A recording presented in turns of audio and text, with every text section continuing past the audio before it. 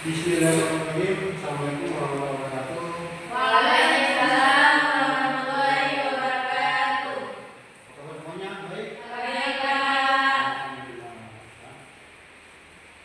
Baik teman-teman sekalian, hari ini kita dipertemukan lagi dalam mata kuliah mengenai kesiswaan ya.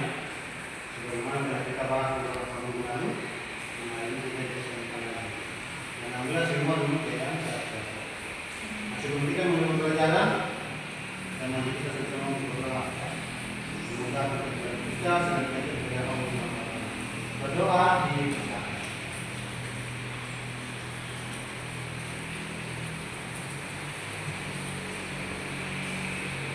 Oke, baik ya.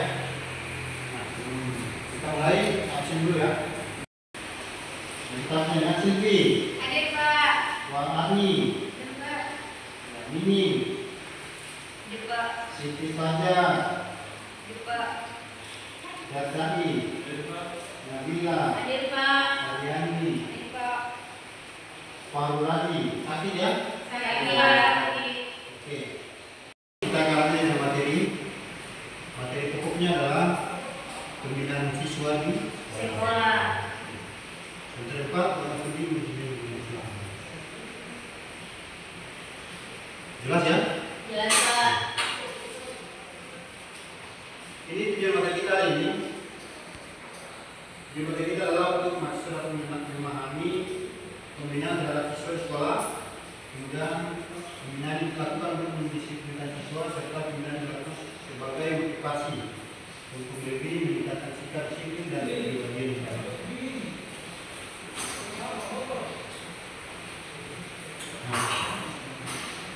Nah, apa saja pokok materi hari ini?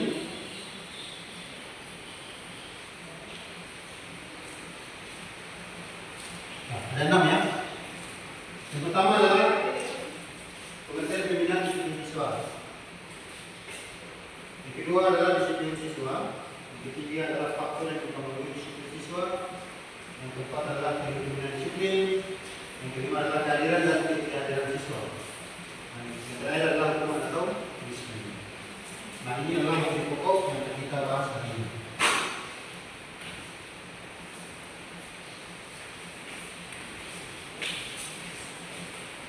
Ya.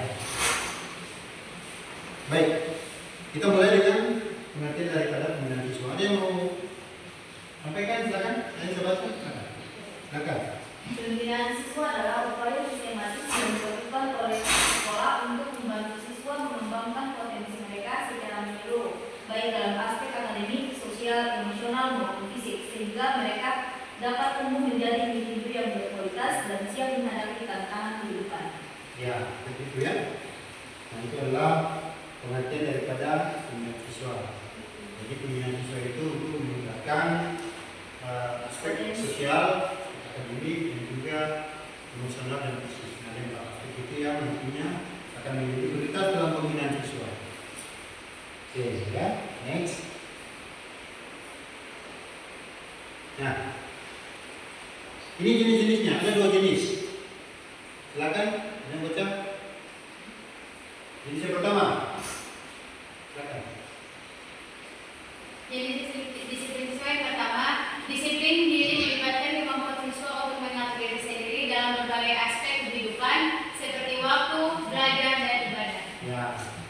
Jadi disiplin itu melibatkan kemampuan siswa untuk bisa mengatur diri sendiri baik dalam aspek mengatur waktu, kemudian mengatur waktu belajar dan juga kita ibadah.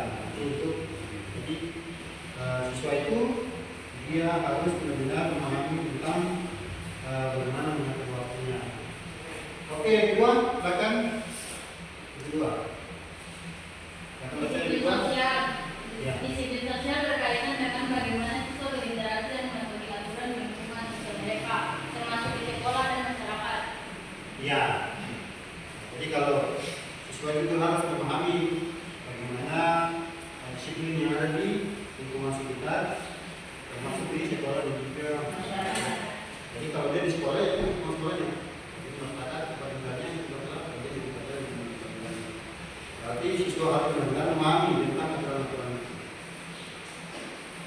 Next. Nah, ini. Kemudian waktu faktor yang mempengaruhi disiplin siswa. Ini ada juga. Silakan ada yang bisa baca? Oke. Pertama.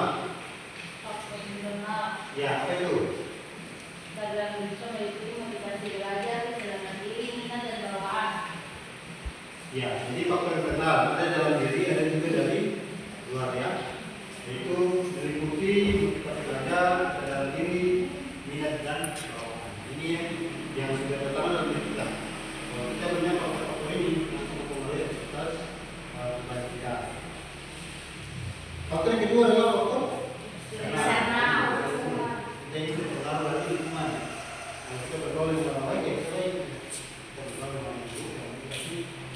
Kita itu tergantung kalau mau sebagai apa yang kita tempati.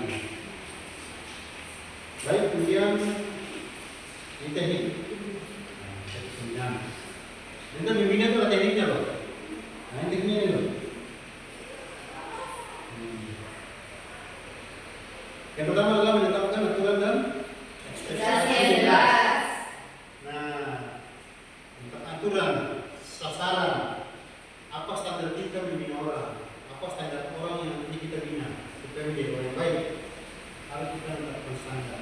Kalau kita mau dia lebih baik sekali, ya bisa. Harus menetapkan standar. Dan sekolah harus menetapkan itu. Yang melibatkan sebuah unsur untuk bisa bekerjasama dalam melakukan pembinaan ini. Oke. Yang kedua adalah memberikan contoh yang baik. Nah, ini tekniknya. Jadi membina itu bukan persoalan hanya orang bisa dengar saja, tapi harus ada contoh. Ya, selanjutnya adalah memberikan Konsekuensi yang logis. ya.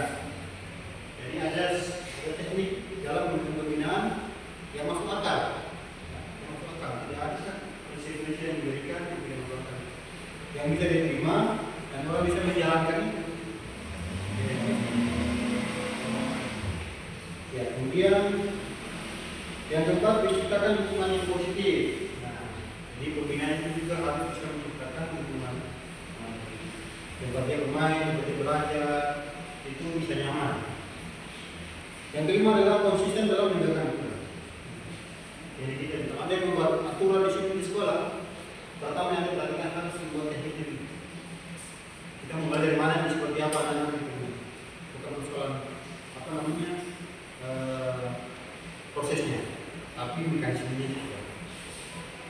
Kelima adalah konsisten dalam menegakkan aturan. Aturan seperti apa? Yang kita buat aturan.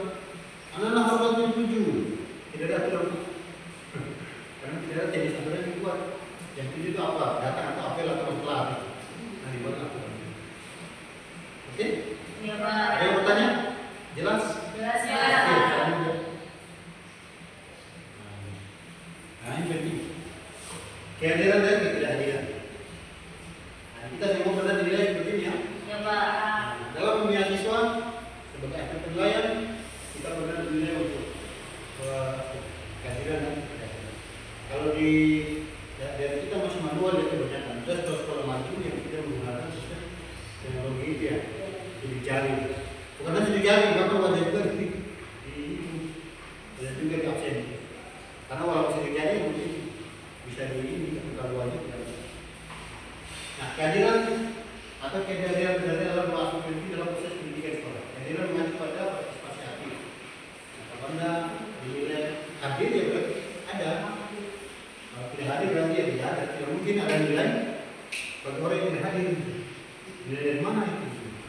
Nah, ini yang harus menjadi perhatian oleh guru dan juga sekolah. Nah, ini menjadi kunci bahwa ketidakhadiran siswa di sekolah itu akan menjadi evaluasi dalam pembinaan.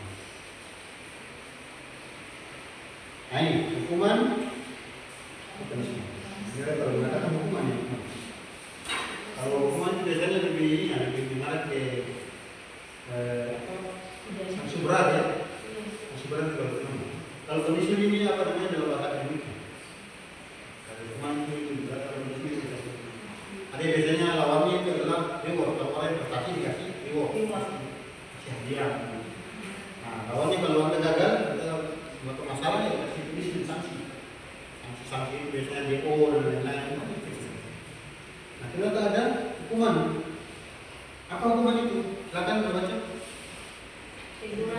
Ya, silakan. Bukan lisan dan tertulis yang jelas. Ya. Lagi. Kedua, konsekuensi. Konsekuensi yang logis dan terkait dengan kelangkaan. Ya. Ketiga. Ada tugas tambahan, yang dimana tugas tambahan itu memberikan tugas tambahan yang berkaitan dengan materi pelajaran atau tugas. Ya. Oke, keempat. Keempat, penugasan khusus meminta siswa untuk melakukan tugas khusus. Ya, lima. Diskusi, melakukan diskusi dengan siswa untuk memahami penyebab pelanggaran dan mencari solusi bersama. Jadi, saya bilang sekali lagi bahwa memberikan hukuman kepada orang untuk pendisiplinan itu tidak serta-merta harus dengan sanksi. Nah, ada poin-poin ini yang menjadi dasar dulu, menjadi tahapan-tahapan. Ditegur dulu, setelah ditegur, diberikan konsekuensinya apa, ya, sesuai standar pelanggarannya. Setelah itu dikasih tugas, kasih tambahan. Kalau tidak mampu ya, kan gimana tugas khusus lagi. Nah, kalau tidak bisa ya, diskusi lagi, bicarakan. Kenaan masalahnya apa sih? Ini tidak bisa, begini tidak bisa, begini tidak bisa. Tidak bisa kemudian bahwa ini tidak tahu apa. Eksekusi saja apa. Jadi harus ada tahapan-tahapannya. Nah, ini selanjutnya nih, selanjutnya guys. Ini selanjutnya. Ada juga pembatasan aktivitas. Ini aktivitas. Kemudian ada asistensi. Kemudian ada adil. Kalau adil ini mengarah pada ya, hukuman sesuai dengan yang dilanggar dia. Jadi jangan sampai dia buat suatu pelanggaran kecil.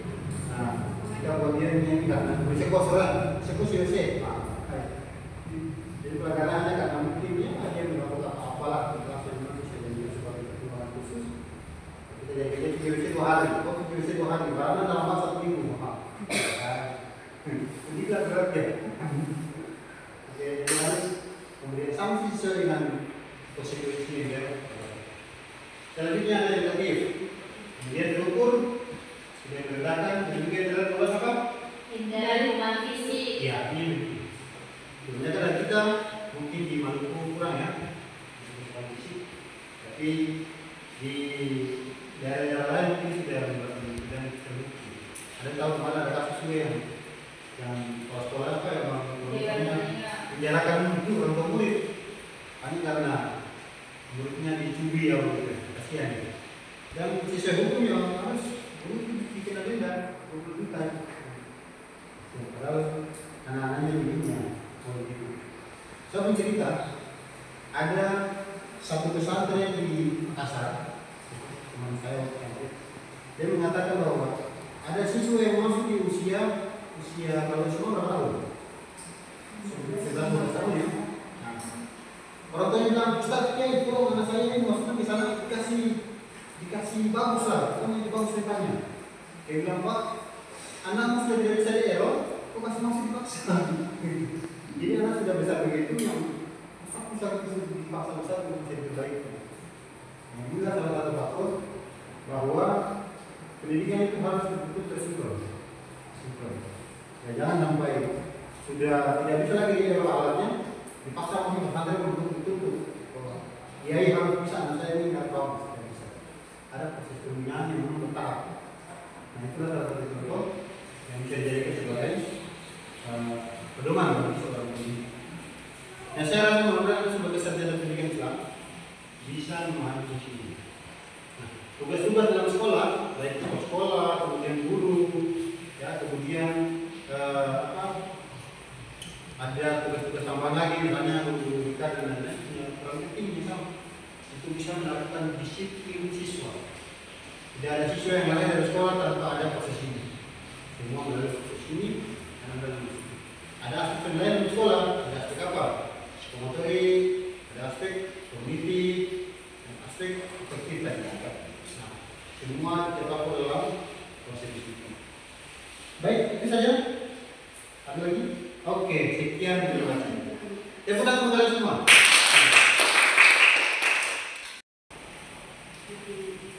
Baik, cukup pertemuan kita ini. Ada yang mau bertanya silakan. Ya, Pak. Oh ya, silakan. Terima kasih atas kesempatan yang diberikan. Bismillahirrahmanirrahim. Assalamualaikum warahmatullahi wabarakatuh. Waalaikumsalam warahmatullahi wabarakatuh.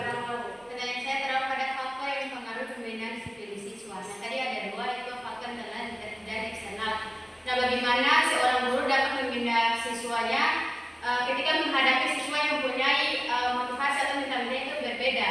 Karena siswa ini kan pasti faktor internal dan eksternal itu berbeda-beda terdapat dari diri sendiri. Dan bagaimana guru dapat mengatasi hal tersebut? Tentunya pertanyaan saya sebelum bertemu kepada Bapak. Luar biasa, kenapa? Ya. Ada yang tahu? Ada yang nggak salah? Nah. Ada pertanyaan tentang guru mengatasi masalah siswa itu berbeda-beda. Nah, bagaimana cara guru melakukan itu? Tadi kita sudah sebutkan untuk berangkat. Ada yang bisa solusi lain, silakan. Apa masalahnya? Ini sudah jawab. Ya, silakan. Bismillahirrahmanirrahim. Assalamualaikum warahmatullahi wabarakatuh. Waalaikumsalam warahmatullahi wabarakatuh. Terima kasih terkait pertanyaan tadi. Mungkin saya bisa menjelaskan sedikit terkait faktor internal dan eksternal. Bagaimana sih cara guru mengetahui ya? Karena motivasi siswa itu berbeda-beda. Nah, bisa dilihat dari datanya dari mungkin wali kelas. Nah, karena wali kelas juga kan lebih sering lah dengan siswa dalam kelas. Nah, pasti sudah tahu siswa mana yang semangat belajar, yang tidak, malas dan sebagainya. Nah, begitu ditinjau lagi oleh guru BK. Nah, bagaimana sih cara guru BK untuk menangani masalah-masalah ini? Nah, baik dari faktor internal maupun eksternal. Oleh sebab itu, guru BK harus mampu menjadi teman curhat juga. Itu khususnya guru BK. Dan bagaimana membalikkan serta mencari solusi terkait problem yang terjadi pada siswa. Mungkin kiranya seperti itu saya kembalikan. Ya, baik, terima kasih. Kenapa Pak? Semua masalah yang diberikan itu luar biasa. Ya, jadi menanggapi jawabannya itu luar biasa ya. Artinya bahwa memang guru dituntut untuk bisa mengatasi masalah pendidikan. Nah, saya bilang tadi bahwa kita ini mau mencetak manusia bukan mesinnya. Boleh semua sumber teknologi ini bisa dengan mesin, terserah. Dunia ini orang mesin terserah. Tapi jika dalam Al-Quran mengatakan bahwa pemimpin ciptaan manusia, maka tentunya manusia punya kehendak besar, termasuk misi. Jadi misi tidak kita kalau tidak manusia. Makanya hari ini ada di sekolah mengajar orang itu adalah faktor utama. Nah, orang itu nantinya akan menciptakan pendidikan. Itu contoh. Dengan coba pertanyaan itu, apabila siswa punya masalah, ada tahapan-tahapan yang harus dilakukan.